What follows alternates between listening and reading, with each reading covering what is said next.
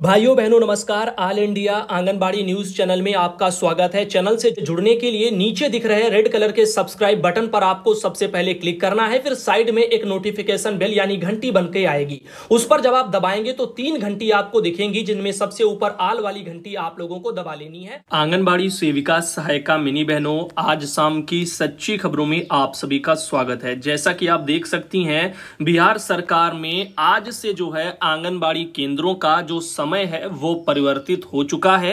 आदेश 25 जुलाई को आ गया था बिहार सरकार में निदेशालय से, और निदेशक जी ने सभी जिला प्रोग्राम पदाधिकारियों को पूरे बिहार में बता भी दिया था। और ऑल इंडिया पर भी हमने इस लेटर को पहले भी दिखा दिया था कि आंगनबाड़ी केंद्र संचालन के समय में परिवर्तन के संबंध में है। और आज 1 अगस्त 2022 से अगले आदेश तक बिहार राज्य में 9 बजे से लेकर के 1 बजे तक जो है आंगनबाड़ी केंद्र का संचालन होगा।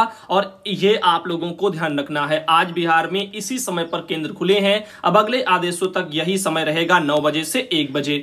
अब चलते हैं आगे और आपको बताते हैं कुछ ऐसी चीजें जिनको सुनकर के आप काफी चौंक जाएंगे। अभी हाल ही में यहां पर लेखपाल भर्ती जो हुई है उसमें से बहुत ज्यादा जो है यहां पर धांधली की शिकायतें आई हैं। लेखपाल भर्ती में 21 जो है साल्वर वहां पर गिरफ्तार किए गए हैं। और बड़े दिलचस्प बात यह है कि ये साल्वर उत्तर प्रदेश के नहीं है। बताया जा रहा है कि लेखपाल भर्ती परीक्षा में पटना से बुलाए गए थे साल्वर, यानी कि बिहार से आकर के साल्वर जो है उत्तर प्रदेश में होने वाली जो परीक्षा थी अभी लेखपाल परीक्षा, उसको जो उन्होंने वहां पर जो है सेंधमारी किया है। अब ऐसे में आपको बताना चाहेंगे 6 सिम कार्ड, 9 ब्लूटूथ डिवाइस भी उनसे बरामद की गई हैं। 10 जो है यहां पर अदद मोबाइल, 1 पैन कार्ड, 1 और कार भी जो है उनकी पकड़ी गई है। अब इस तरह से आपको बताना चाहेंगे राजस्व लेखपाल भर्ती परीक्षा में धांधली का खुलासा करते हुए एसटीएफ मुख्यालय के डीएसपी प्रमेश कुमार शुक्ला, इन्होंने निर्देश में ही कहा कि टीम ने परीक्षा केंद्र एजल formal inter college Madiyaon Lucknow से साल्वर राजू कुमार को गिरफ्तार किया। पटना निवासी राजू कुमार गोरखपुर के जो है यहां पर चिलुआताल वगैरह थाना क्षेत्र स्थित राम जानकी नगर निवासी अभ्यर्थी रूपेश कुमार इनकी जगह परीक्षा दे रहे थे। इसी टीम ने बाल जो है यहां पर निकुंज गर्ल्स एकेडमी और आपका जो पड़ता है बेलीगारद अलीगंज लखनऊ में, वहां से साल्वर संजय कुमार यादव को गिरफ्तार किया। वह गोरखपुर के शाहपुर थाना क्षेत्र से सिंहासनपुर निवासी अभ्यर्थी अमित यादव के स्थान पर परीक्षा दे रहा था। इस तरह से कई यहां पर चीजें देखने को मिल रही हैं जो कि अब इस लेखपाल भर्ती परीक्षा पर सवाल खड़े कर रही हैं। वहीं पर मालती बहन आती है मैनपुरी से और उन्होंने एक सवाल किया है। सवाल है दरअसल सरकार के ऊपर। इनका कहना है कि भैया जी इसमें तो नहीं लिखा है कि आंगनबाड़ी बहनें झंडा खरीदेंगी, तो इसको चैनल पर जरूर दिखाएं। तो आइए देखते हैं इसमें क्या लिखा है जो मालती बहन ने भेजा है। इसमें लिखा है योगी सरकार 40 करोड़ रुपए से खरीदेगी तिरंगे झंडे।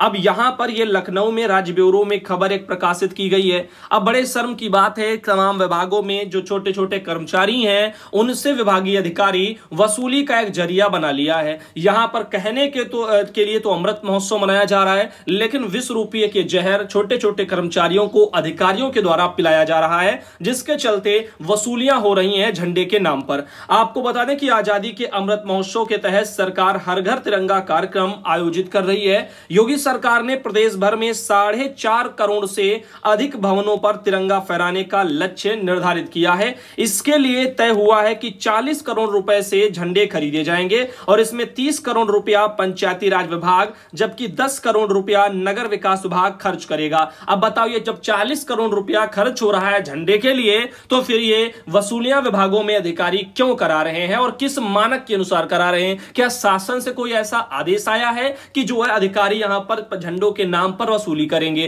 कहीं कहीं 100 रुपया, कहीं 125 रुपया, कहीं 150, कहीं 200, जहां जैसे लूटा जा सकता है वहां वैसे लूट मची हुई है। बताया जा रहा प्रधानमंत्री नरेंद्र मोदी जी के आह्वान पर देश भर में एक बार 11 से 15 अगस्त तक स्वतंत्रता सप्ताह मनाने का निर्णय लिया गया है। इसके तहत 13, 14 और 15 अगस्त को हर घर तिरंगा आयोजित किया जाना है। सरकार का प्रयास है कि अधिक से अधिक नागरिकों की भागीदारी राष्ट्र गौरव के इस पर्व में हो और प्रदेश की योगी सरकार ने सर्वाधिक आबादी वाले राज्य की जिम्मेदारी को समझते हुए 4.5 करोड़ आवासीय और अनावासीय भवन, सरकारी गैर सरकारी कार्यालय, संस्थान आदि के भवनों पर फहराने का लक्ष्य निर्धारित किया है। जन जन तक राष्ट्रीय ध्वज पहुंचाने के लिए सरकार ने इसकी खरीद की व्यवस्था भी तय कर दी है और शनिवार को कैबिनेट जो है बाई सर्कुलेशन झंडा खरीद के प्रस्ताव को स्वीकृति दे दी है। निर्णय हुआ है कि योगी सरकार 40 करोड़ रुपए से झंडे को जो वहां पर जो है खरीद वगैरह इसकी करेगी। अब बताओ, जब सरकार ये पैसा खरीद करेगी जब इतना, तो फिर ये बजट जाएगा कहां जब कर्मचारियों से ही सब वसूला जा रहा है। अब ऐसे में इस पर कई सवाल खड़े होते हैं, लेकिन जवाब कहीं से भी निकल के आने की उम्मीद नहीं है, क्योंकि कोई ढंग का सवाल इनसे करेगा ही नहीं। यहां पर चाहिए आंगनबाड़ी के जो रहनुमा यूनियन के भाई बहन हैं, इनको इस मामले में हस्तक्षेप करना चाहिए और पूछना चाहिए जहां जहां वसूलियां हो रही हैं अधिकारियों से कि आखिर किस अनुसार ये वसूलियां कराई जा रही हैं। क्या सरकार इतनी भी सक्षम नहीं है कि वो आजादी का अमृत महोत्सव मनाने का जो खर्च है उसको वो अपना राज्य सरकार वहन कर पाए? अब कहने के लिए तो 40 करोड़ रुपया है, तो फिर ये अधिकारी फिर किस जो है यहां पर नियम के तहत वसूली कर रहे हैं? क्या ये वसूली जायज है कि जो है आजादी का अमृत महोत्सव मनाने के लिए सरकार जो है वहां पर किस पर, जनता पर डिपेंड रहे, कर्मचारियों पर डिपेंड रहे, और इधर बजट का जो है यहां पर ये एक रोते ही रह जाएं? तो इस तरह से कई चीजें हैं जो कि अपने आप में सवाल खड़ी कर रही हैं। कहां उत्तर प्रदेश राज्य में जो कि आजादी का अमृत महोत्सव तो मना रहे हैं, लेकिन खून पसीने से आने वाली जो कमाई है कर्मचारियों की, उससे मनाया जा रहा है। अधिकारी की मोटी सैलरी से नहीं है, ना ही यहां पर राज्य सरकार के पैसों से है। अब यहां पर अपने आप में सवाल तब तक होते रहेंगे जब तक इसका शासन सही जवाब नहीं देता, क्योंकि कई जगह बहनों ने जो है परेशान होकर के भी कहा है कि जो है यहां पर इस तरह से ये सरकार जो भी कर रही है वो सब और सब गरीब कर्मचारियों के पैसों से ही करवाना क्यों चाहती है? आखिर अधिकारी जो है इस तरह से क्यों आदेश देते हैं कि ये करो वो करो, इसके नाम पर इतने इतने पैसे दो? इस तरह से आगे देख सकते हो कल्पना देवी आती हैं प्रयागराज से और आपको एक बात जानकारी देना चाहेंगे कि अगस्त में 10 दिन आप लोगों के बैंक बंद रहेंगे, तो जिनको भी बैंक का जो भी कामकाज है निपटाना है उसको निपटा लें। 10 दिन बहुत होते हैं। आइए देखते हैं कब कैसे क्या छुट्टियां हैं। 4 सार्वजनिक अवकाश आपके पड़ेंगे, बाकी 6 दिन आपका अवकाश रहेगा। देखिए छुट्टी की सूची है जो कि आपके इस अगस्त महीने में होने वाली है। इसमें देखिएगा यहाँ पर 7 अगस्त रविवार आपका पड़ेगा, छुट्टी हो तो होगी ही। 9 अगस्त मुहर्रम है, उस दिन भी आपका छुट्टी है। 12 अगस्त को रक्षाबंधन है, छुट्टी है। 13 अगस्त को दूसरा शनिवार की छुट्टी है, सेकेंड सैटरडे। और फिर आपका पड़ता है 14 अगस्त रविवार, फिर पड़ेगा 15 अगस्त को स्वतंत्रता दिवस का अवकाश, फिर 18 अगस्त को जन्माष्टमी, और फिर जो यहाँ पर 21 अगस्त को रविवार, फिर 27 अगस्त को चौथा शनिवार और 28 अगस्त को रविवार। इस तरह से ये बैंकों के संबंध में आपके लिए आने वाली मुसीबतें हैं। अगर आपको लेन देन कुछ भी बैंकों से करना है तो आप इन तारीखों के पहले कर लीजिए, या फिर इनके बीच में अगर किस दिन जो है आपका ओपन रहता है तब कर लो। बाकी अवकाश के जो है दृष्टि से मैंने आपको जानकारी दे दी है। इधर हम बात करते हैं, एक ये जानकारी आई है, सर जी आपसे कुछ कहना चाहता हूं। मेरी मां का जो है कमला राठौर है, इनका जो डेथ है यानी निधन है वो 15/4/2021 को हो गया था, जिसमें सरकार की तरफ से कोई भी रुपया नहीं दिया गया है, यानी कि कह रहे हैं कोई भी जो है राशि नहीं दी गई है। साथ ही साथ कोविड-19 का जो टीका है वो दोनों लग गए थे। फर्स्ट डोज लगा था 29/1/2021 को और दूसरा डोज जो लगा था वो लगा था 26/2/2021 को लगा था। अब आपने ये तो बता दिया कि डोज लगा था, दोनों डोज लग गए थे, ठीक है, लेकिन आपने कहा उनकी डेथ हो गई, वो भी ठीक है, लेकिन एक बात आपने नहीं बताई, डेथ का कारण क्या है? आखिर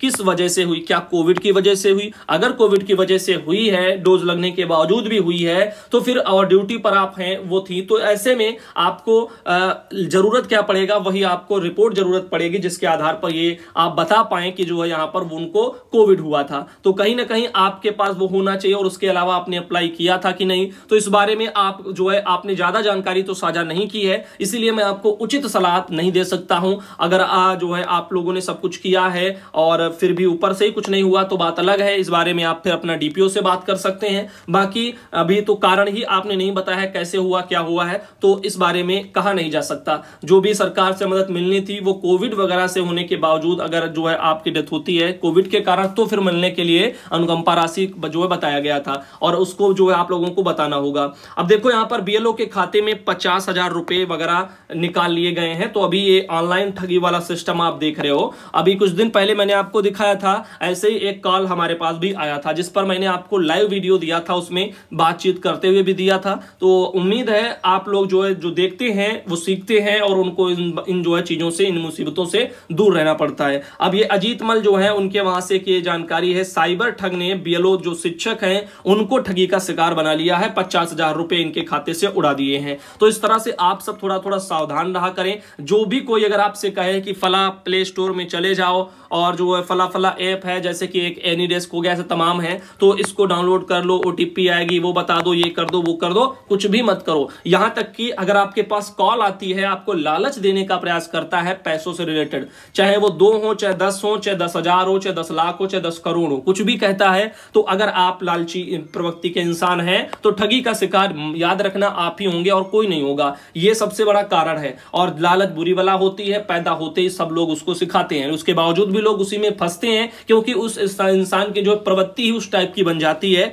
कि जब भी उसको कोई ऑफर देता है लालच का तो उसी तरफ वो खिंचता चला जाता है। और यही एक मेन कारण है, उसकी प्रवृत्ति के कारण ही वो ठगा जाता है। अब जिनको समझ में आता है कि भैया कुछ काम किया नहीं, मेहनत किया नहीं कुछ, तो फिर ये कैसे पैसा हमारे पास आ जाएगा, वो भी इतना इतना, तो ये क्यों फिर देगा, वो चीजें है ना। और जिसको देना होगा डायरेक्ट अकाउंट में डाल देगा। जब भी कोई कुछ पैसे जब ज्यादा चिल्लाए ना कि आपके ये आए वो आए, ये करने वो करने, तो भैया कह दो ये हमारा अकाउंट नंबर बस है, सिंपली अकाउंट नंबर उसको बोल दो, बाकी कुछ ना बताओ, कह दो अकाउंट नंबर ये है, आईएफएससी कोड ये है, भैया भेज दो, इसमें डायरेक्ट पता चल जाएगा। लेकिन नहीं, वो लोग क्या कहेंगे आपको, फला जो है करो, वो करो, गूगल पे करो, इससे जो है भेजो, इससे ये होगा, बस यही सब आपको भरमाते रहेंगे, पैसे हट लेंगे। अब देखिए यहां पर ये आपके मिथिलेश बहन मुरादाबाद से आती हैं और उनके वहां से उन्होंने फोटो भेजी। कुछ और भी बहनें हैं, कुसुम पांडे गाजीपुर से। आज देखो आपका जो बीएलओ वाला काम था वो यहाँ पर देखो हो रहा है, फॉर्म वार्म भरवाया जा रहा है। सुधा बहन सिद्धार्थनगर से, उनका एक फोटो आया था, और ये माया देवी सीतापुर से, इनका एक फोटो आया। और ये है इन्होंने ये नहीं बताया है कि ये कहां से है। इन्होंने लिखा है कि ब्रदर स्कूल की रसोई में जो है केंद्र चला रहे हैं, खुद का कोई भवन नहीं है। तो दुख की तो बात है, लेकिन आपने ना तो नाम बताया अपना, ना ही अपने क्षेत्र गांव का कहां आपका सेंटर है, कुछ भी नहीं बताया। तो अब इस जानकारी को और भाई किस जो है पर्पस के साथ जो प्रकाशित किया जाए, ये आप ही बताएं। इधर बात करते हैं, ये है विजयलक्ष्मी, हरदोई से आती हैं और उनके वहां से की फोटो आई।